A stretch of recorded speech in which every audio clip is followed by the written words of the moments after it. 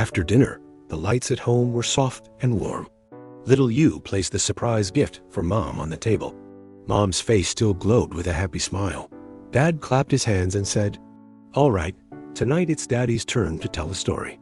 Little Yu's eyes lit up. "Yay, Daddy stories always have adventures." The AI helper added gently, "Every story is like a key. It can open a door to a different future." Dad began slowly. Long, long ago, there was a little village. The children there loved to compete every day, who could run the fastest, who could shout the loudest. But they forgot one thing, the power of listening quietly. Little Yu tilted his head. "Listening? What's so special about that?" Before Dad could answer, the time bookshelf burst into bright light. In a flash, the three of them were pulled inside. When they opened their eyes, they were standing in a noisy, messy village. Children ran around chasing each other, shouting loudly. No one noticed the dark smoke rising from the forest outside.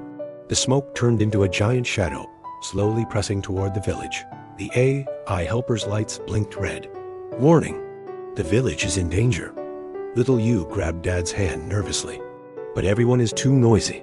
They can't hear us." Dad took a deep breath and shouted, "Only by listening can we find the way to save them." As the shadow drew closer, Little Yu suddenly had an idea.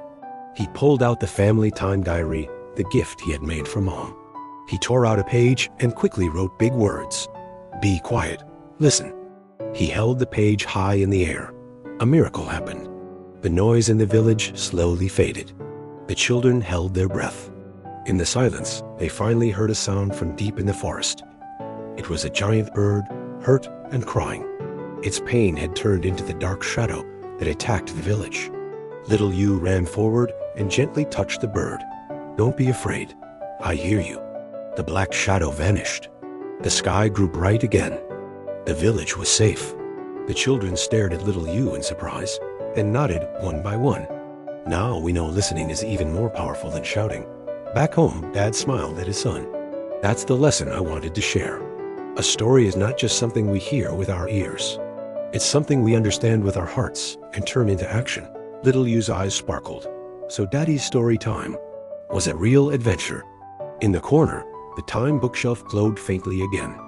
This time, a glowing shape of an hourglass appeared. A hint that their next adventure would be about time.